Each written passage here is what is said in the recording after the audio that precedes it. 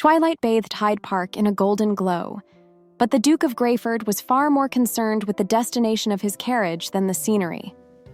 On his way to yet another tedious social engagement, another dinner where his presence was expected merely to bolster the prestige of the Greyford name, he was bracing himself for an evening of forced smiles.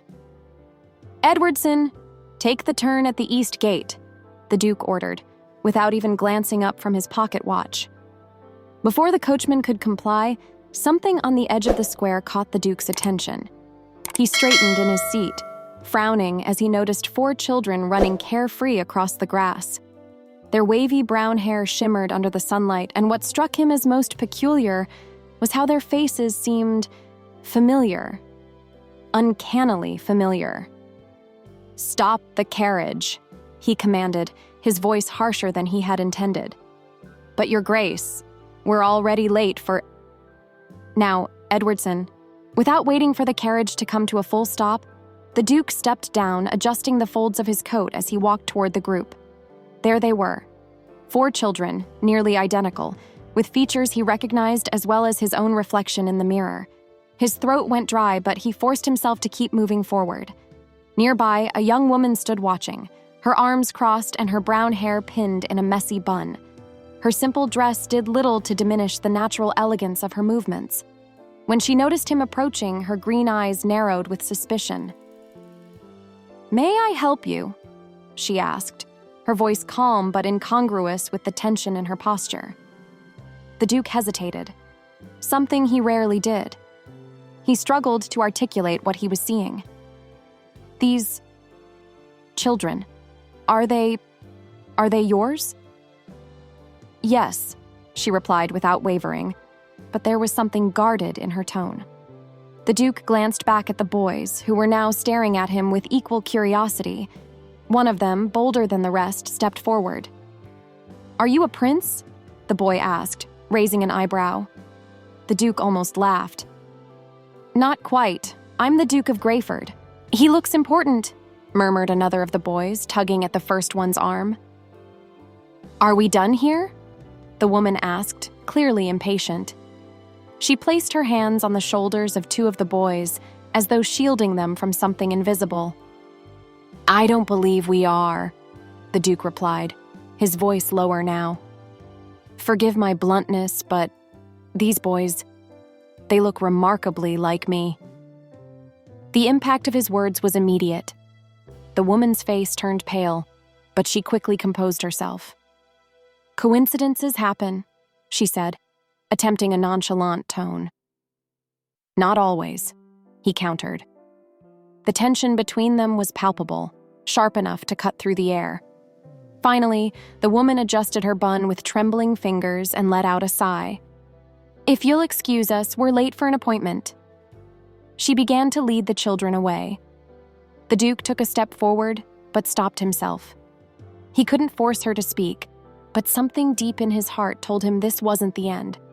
He didn't know how, but he had to uncover the truth. As he watched them disappear into the square, one question hammered in his mind. Who was this woman? And why did those boys mirror his own childhood so perfectly? The Duke of Greyford spent the following days in an unrest he could not explain.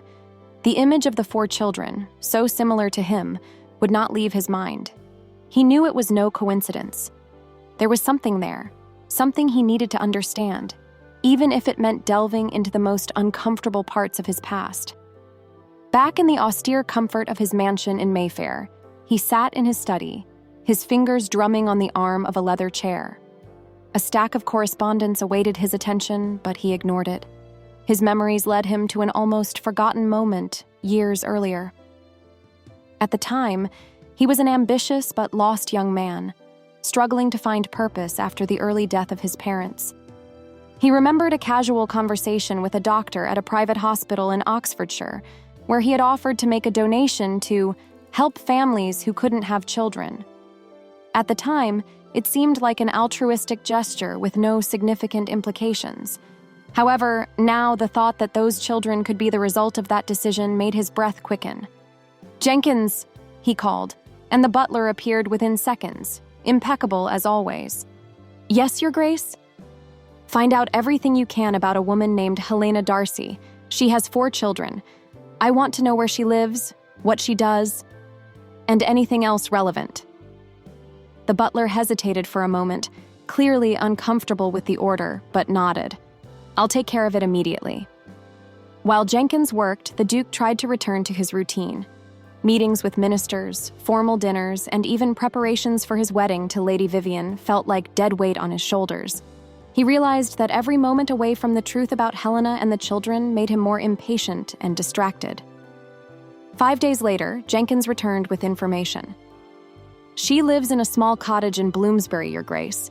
She works as a teacher at a local school and seems to raise the children alone." "No husband?" the Duke asked, raising an eyebrow. "No record, sir." That intrigued him even more. He knew he should be cautious, but the thought of Helena raising 4 children alone stirred something within him that he couldn't define. Curiosity. Perhaps even guilt. Late that afternoon, he decided he needed to see her again. He dismissed the carriage, choosing to walk to the address Jenkins had given him. When he arrived at the modest cottage, he stood outside for a few minutes, struggling against an unusual hesitation. The Duke rarely faced doubts, yet there he was, a man accustomed to absolute control, hesitating like an inexperienced youth. Finally, he knocked on the door. Helena opened it, her expression of surprise quickly replaced by calculated caution. "Your Grace?" "Forgive the intrusion," he began, "but we need to talk." She crossed her arms, her gaze defiant. "I don't see what we have to talk about." "I believe you do," he replied, his voice firm. Helena sighed deeply, as if she knew this moment would come. "Come in," she said, stepping aside to let him pass. The Duke entered the cottage, noticing the simple yet well-kept furniture. In the corner, a pile of children's books and colorful drawings revealed the presence of the children. Before he could speak, Helena closed the door and turned to him.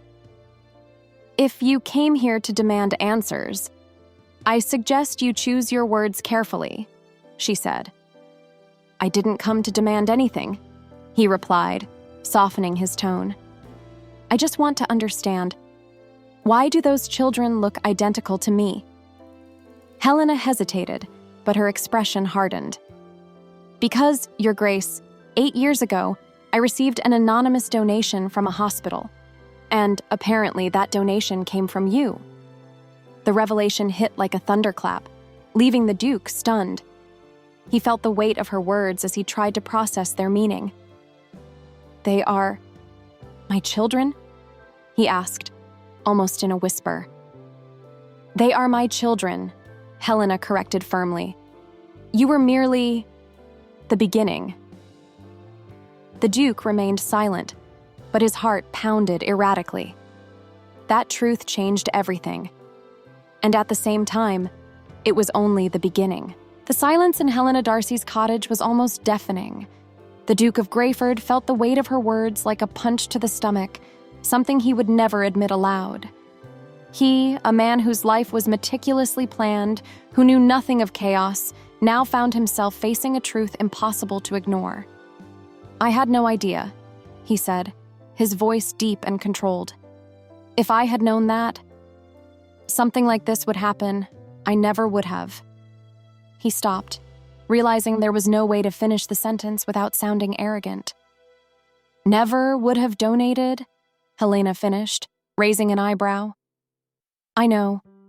Men like you do these things on impulse, without thinking of the consequences. That's what you did, isn't it?" The Duke narrowed his eyes. "I did it because I thought I could help someone, and clearly I did. But what you did was hide it from me." Helena crossed her arms, letting out an exasperated sigh. "I didn't hide anything. When I chose that hospital, I did so because they promised anonymity. I never knew who the donor was, and to be honest, I never wanted to know." He took a step forward, his eyes locked on hers. "But now you know, and so do I. What are we going to do about it?" Helena shook her head, her gaze hardening. "I'm not going to do anything, Your Grace. These boys are my responsibility. They always have been."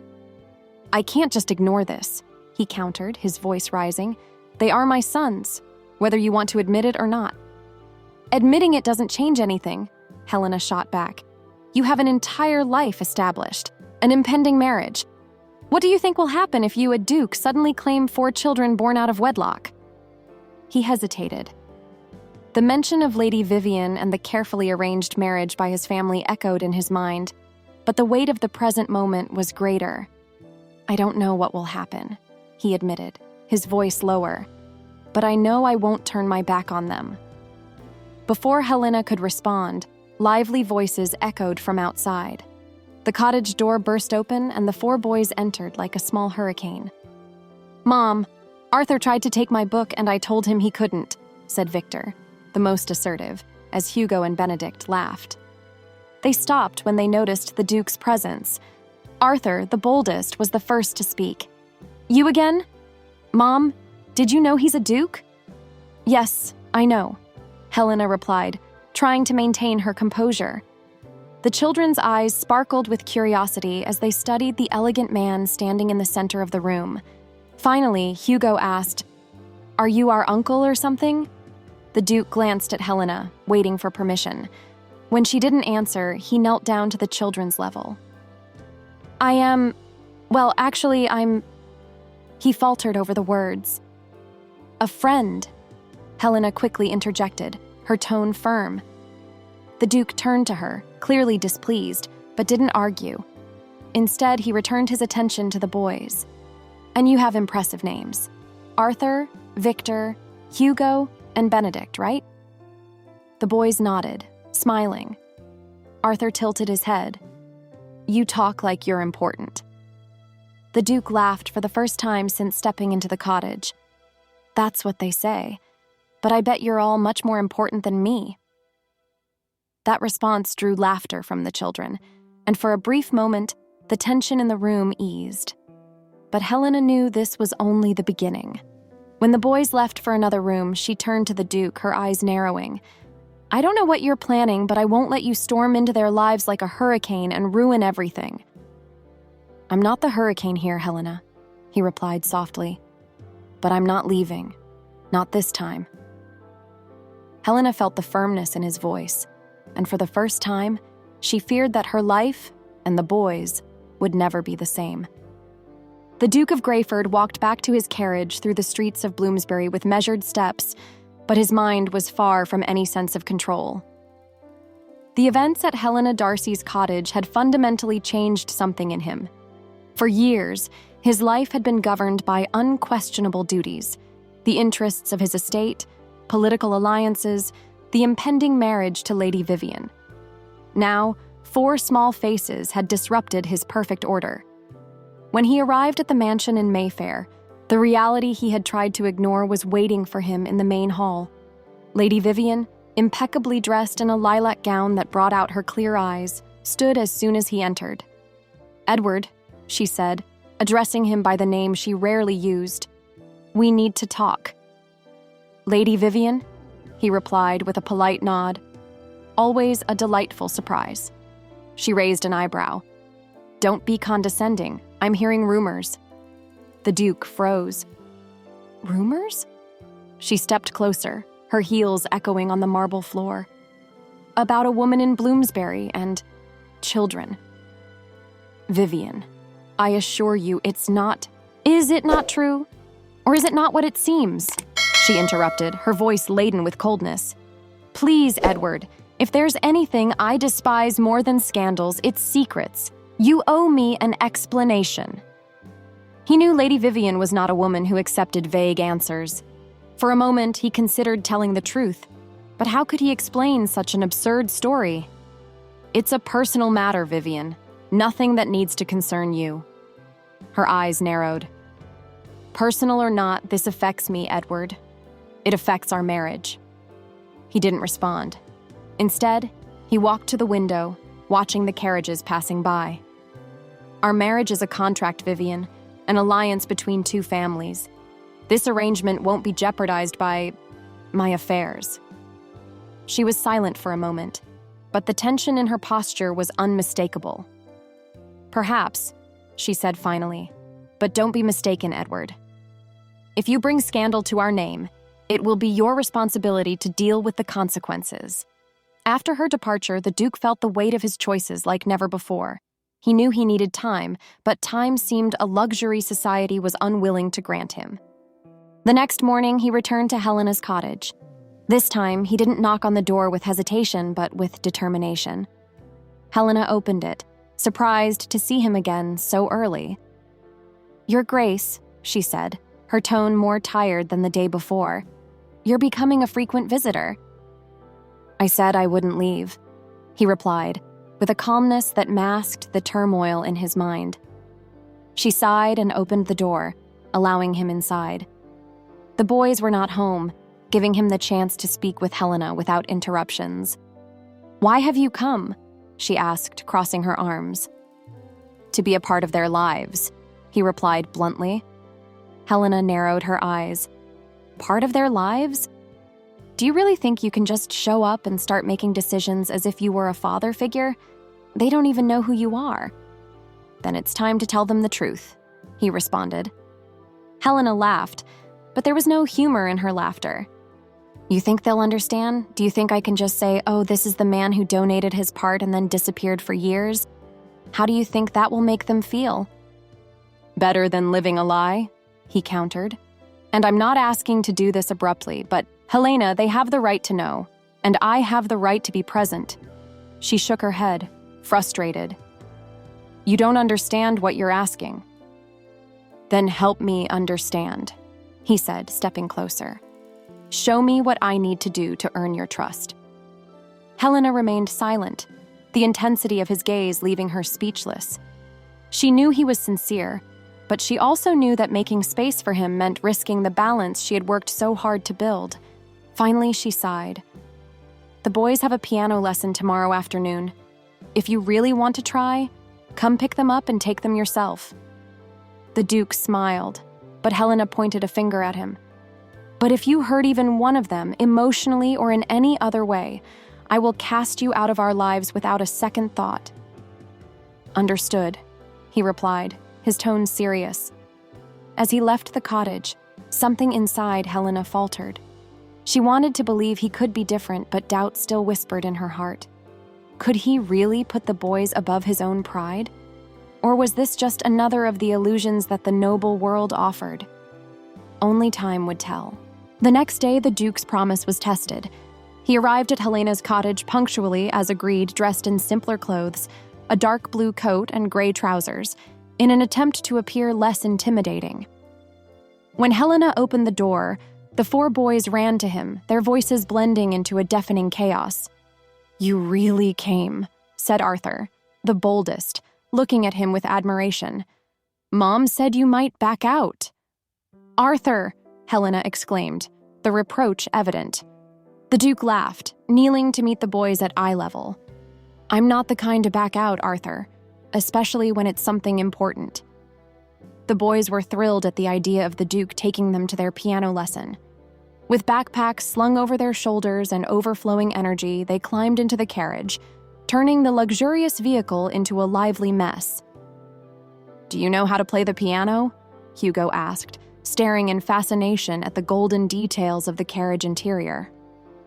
"Not very well," the Duke admitted, smiling, "but I learned the basics as a child. It was mandatory." "So you didn't like it?" Victor asked, frowning. "Let's just say I preferred climbing trees," he replied, drawing laughter from the boys. Helena watched from a distance as the carriage pulled away. Despite her doubts, she couldn't help but notice how naturally the Duke connected with the boys. Yet, the fear that something might go wrong lingered. The journey to the piano lesson was filled with questions and curiosities, but the Duke's true test began when they arrived at the studio. The teacher, an elderly woman with a perfectly styled bun, looked at him with a mix of curiosity and suspicion. "These are the Darcy boys," he introduced, his voice polite but firm. "Are you their father?" the woman asked, adjusting her glasses. "I'm a family friend," he replied, carefully choosing his words. The boys quickly took their places at the piano. leaving the Duke alone to face the teacher's inquisitive gaze. As he waited in the small adjoining room, he felt the weight of his decision. Being a part of their lives didn't just mean joyful moments. It meant facing curious looks, awkward questions, and above all, the inevitable storm that would come when society learned the truth. And that storm began sooner than expected. That same night, while the boys were asleep and Helena was grading papers in the living room, the doorbell rang. When she opened the door, she found a tall, slender woman dressed in an elegant coat, her hair perfectly styled, and her eyes filled with anger. Lady Vivian. "You must be Helena Darcy," Vivian said bluntly. Helena crossed her arms. "And you must be Lady Vivian. What do you want here?" "I want answers," Vivian replied, her voice controlled. "Why is the Duke spending his time here? Who exactly do you think you are to interfere with his future?" Helena took a deep breath, trying to remain calm. "I'm not interfering with anyone's future. He came into my life, not the other way around." "That's irrelevant," Vivian said, stepping forward. "You don't understand what's at stake here. His marriage to me is more than a personal union. It's a political agreement, a commitment between families. And you, with your children, are threatening all of it." Helena gave a cold smile. "With all due respect, Lady Vivian, I don't need your approval to raise my children. And if the Duke is here, perhaps you should ask him why instead of showing up at my door." Vivian narrowed her eyes. "I won't let this go unnoticed." Before Helena could respond, the woman turned and left. The next day, the impact of Vivian's visit was felt. The headlines of London's newspapers were filled with rumors about the Duke, a mysterious woman, and 4 children. The scandal was beginning to spread. Helena knew she couldn't protect the boys from society's curiosity for much longer, and the Duke, reading the same newspapers in his study, felt the pressure mounting. "Jenkins," he called, placing the newspaper on the desk. "Prepare a statement. We need to get ahead of this before it spirals out of control." But deep down, he knew that controlling the situation wouldn't be easy. The bonds he was beginning to form were threatened by forces far greater than he could foresee. And yet, he had no intention of giving up. The rumors about the Duke of Greyford and the woman from Bloomsbury had already reached the grand ballrooms and exclusive gentlemen's clubs of London. Gossip, like creeping vines, entangled his reputation with each passing moment. However, while society whispered and speculated, the Duke had only one thing on his mind: protecting the boys and Helena. The final decision came on a cold morning when an envelope bearing the Greyford family crest arrived on his desk. It was a summons from his uncle, the Earl of Ashwood, a man who had long controlled the family's finances and managed the social pressures surrounding them. "Edward," the Earl began bluntly, as the Duke entered the lounge of the private club, "this mess with the woman and her children needs to end. Now." The Duke calmly sat across from the older man. "Mess?" he repeated, his voice low and dangerous. "Yes, mess," the Earl retorted. "You are a Duke. You have responsibilities. You are engaged to Lady Vivian, and this scandal threatens the stability of everything we've built." The Duke leaned forward, his brown eyes locking onto his uncle's. "And what do you suggest, Uncle? That I ignore the fact that I have 4 children?" "They are not your children," the Earl countered, though the hesitation in his voice was evident. "They are a mistake you cannot allow to ruin your life." The explosion of anger was immediate. The Duke stood abruptly, his imposing stance dominating the room. "They are not a mistake, and if you think I will turn my back on them, you are gravely mistaken." The Earl, stunned by Edward's resolve, remained silent. The Duke left the club without looking back, already determined about what needed to be done. Later that day, he went to Helena's cottage, determined to make things right. When she opened the door, he didn't wait for an invitation. "I need to talk to you," he said, stepping into the small hallway. Helena closed the door with an exasperated sigh. "If it's about the rumors, I've read all the newspapers. I don't have time to discuss your social life, Your Grace." "Helena, please." he pleaded, his tone softer. It's not about the rumors. It's about us, about the boys. And what is there to say? She retorted, crossing her arms. You've seen what your presence has brought into our lives. I don't know if I can keep doing this. The Duke stepped closer, his gaze full of sincerity. I know all of this is out of control, but I want you to know one thing. No matter what people say, I'm here for you. I'm willing to face any consequence, any scandal, because you are important to me. Helena blinked, surprised by the intensity of his words. Do you really think you can abandon your entire life to stay with us, Lady Vivian? Your position? What would your family say? He took a deep breath, as if absorbing the weight of her questions. Yes, I do. I won't lie, Helena, this will be difficult. But none of it matters if I can't be a part of their lives. And yours. Helena turned away, trying to hide the tears that welled up. Edward. I admire you, he said, interrupting her. You built all of this on your own, but now you don't have to do it alone. Please, let me help. She hesitated, her shoulders trembling slightly. Finally, she turned back to him, her eyes shining with emotion. If you're willing to fight, then maybe I am too.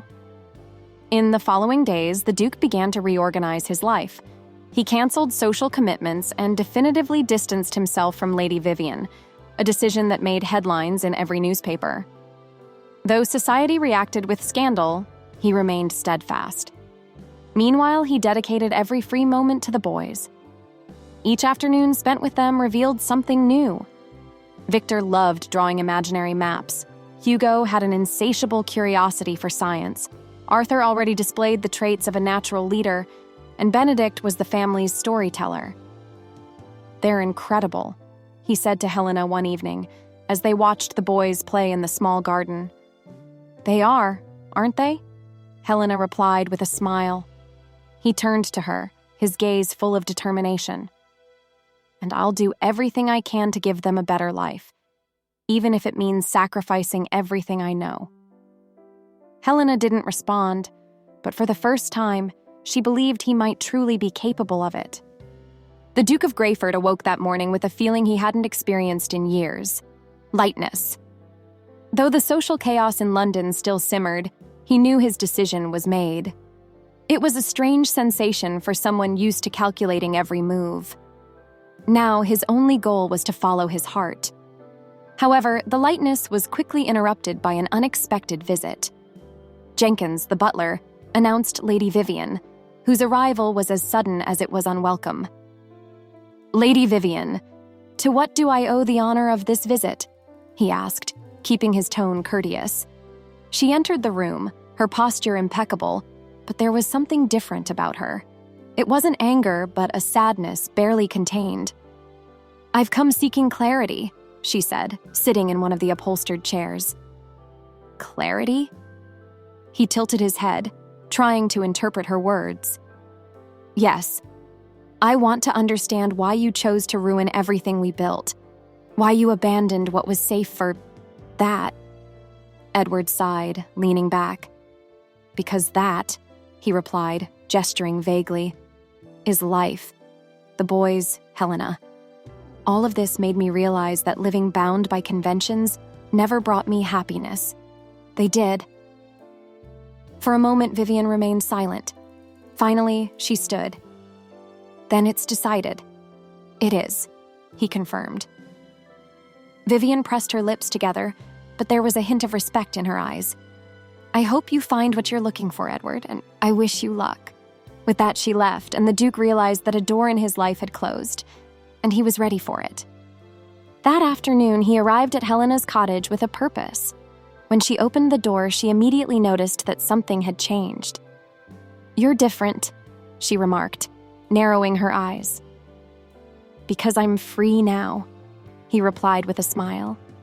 She frowned. Free? Free from everything that held me back. Lady Vivian came by today, and we ended our engagement. The society I once cared so much about. It no longer matters. You're saying that? Helena began, but he interrupted her. "I'm saying I chose you?" Before she could respond, the boys' voices echoed through the room. They ran to him, each trying to talk over the other. He laughed, kneeling to meet them at eye level, but his expression quickly turned serious. "I have something important to say," he announced. The boys stopped, curious. Helena crossed her arms, though there was a hint of nervousness in her stance. "What is it?" asked Arthur, the most direct. "I've decided that I want to be a part of your lives," he said, looking at each of them. "Not as a stranger, but as a father." The silence that followed was broken by Victor. "So you're going to live with us?" Edward smiled. "I don't know what it will look like yet, but I promise I will always be here." Helena watched, trying to hide the emotion bubbling up inside her. As much as she resisted, she couldn't deny that Edward was sincere. The days that followed were filled with moments of adjustment. Edward spent more time with the boys, helping with schoolwork, teaching them to play chess, and even joining in their games in the garden. For Helena, it was strange but comforting to see how naturally he fit into their lives. One night, as the children slept, he joined her in the small sitting room where she was grading papers by candlelight. "You don't have to do this alone," he said, picking up a paper and pretending to be interested. "You can barely add without an abacus, Duke," she teased, smiling. He laughed, but his tone quickly turned serious. "Helena, you know this isn't enough for me." She looked up, confused. "What isn't enough?" "Being here, sharing moments. I want more. I want you." Helena froze. "Edward, this is complicated." "It doesn't have to be," he replied, leaning forward. "I want you. I want the boys. I want us to be a family." For a moment, Helena was silent. Then she let out a nervous laugh. "And how would that work? You're a duke and I'm a teacher." "You're so much more than that," he said, taking her hand. "You're everything I never knew I needed." Helena felt tears well up in her eyes. "This won't be easy." "I never expected it to be," he replied, smiling softly.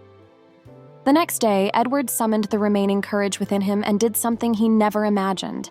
He publicly announced that he would relinquish part of his duties to dedicate himself to his family. Society was in an uproar, but he didn't care. For the first time in years, he was truly living. And that night, as he and Helena watched the boys sleep, she realized that maybe it was possible. Perhaps love would be enough to face the chaos that the future promised. Epilogue. Under the starry sky. The night was quiet at the cottage in Bloomsbury, except for the muffled laughter coming from the small garden.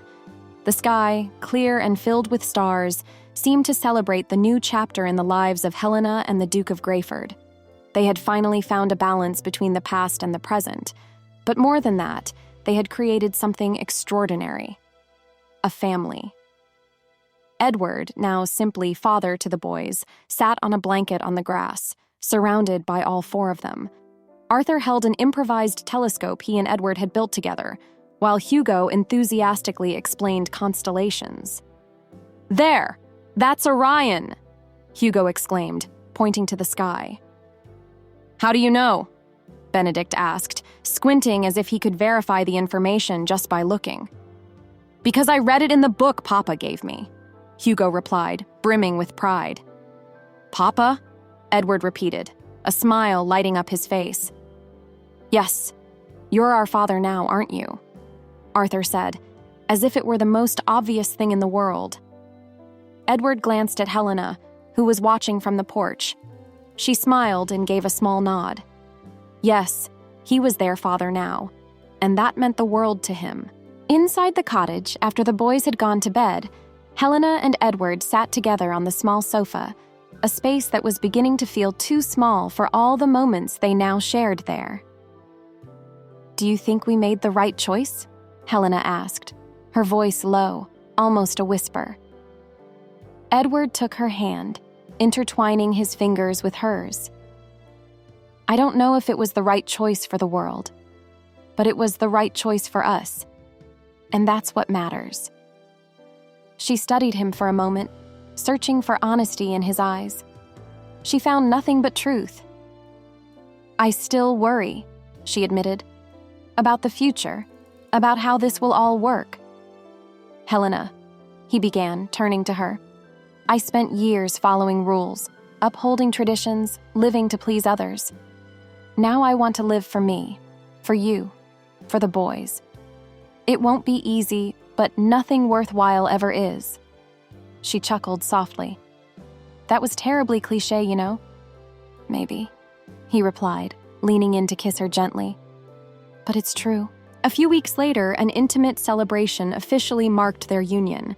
In the cottage garden, decorated with simple flowers and ornaments made by the boys, Helena wore a lace white dress, while Edward donned an outfit that balanced elegance with simplicity. The boys, dressed as little gentlemen, served as ring bearers, struggling not to let their emotions get the best of them. During the ceremony, Arthur paused dramatically before handing over the rings, saying, "If anyone objects to this marriage, well, I guess no one will, right?" The comment drew laughter from everyone, even the clergyman officiating the ceremony. When it was time for their vows, Edward looked at Helena with a certainty he had never felt before.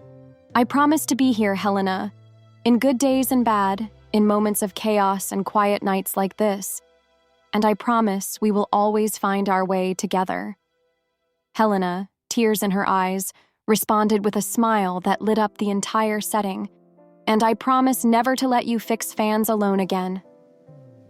The laughter that followed was accompanied by applause as the two kissed under the blue London sky, surrounded by the boys and the people who mattered most. That night, as the stars sparkled in the sky, Edward and Helena sat on the porch watching the boys play in the garden before bedtime. "Did you know," Edward said, wrapping his arms around her, "that the chances of two stars colliding are almost non-existent?" Helena laughed, leaning back against his chest. "And yet here we are, two stars that collided in the most unexpected way." He kissed the top of her head. "And I couldn't have wished for anything better." As the boys' laughter echoed in the distance and the wind gently rustled the leaves, Helena and Edward knew that, against all odds, they had found exactly what they needed: love, family, and a new beginning. Is the Duke ready for the challenges of love and family? In today's video, we follow a story full of twists and turns. The Duke of Greyford, accustomed to luxury and the rigidity of social conventions, discovers 4 children identical to him running carefree in the park. The plot takes us on an emotional journey where he must confront the weight of his responsibilities, societal pressures, and the unexpected role of being a father. But while the Duke faced his own family challenges, imagine another scenario. What if a nobleman, instead of stumbling upon an unexpected truth about his past, accepted a risky bet that tested his prejudices? You need to watch the video. Duke accepts bet to marry an obese woman and discovers something unexpected. Love stories to see how love can overcome appearances and reveal surprising secrets. This video perfectly ties into what we explored today, delving into themes of acceptance, personal growth, and the courage to challenge societal expectations. Today's story highlights: love transcends social conventions. Facing the past is essential to building a future. Families can arise from the most unexpected situations. If you enjoy lighthearted and entertaining stories like this, don't forget to leave a like and subscribe to the channel for more amazing tales. Comment the phrase, "Love conquers all," if you also believe that love can overcome any obstacle.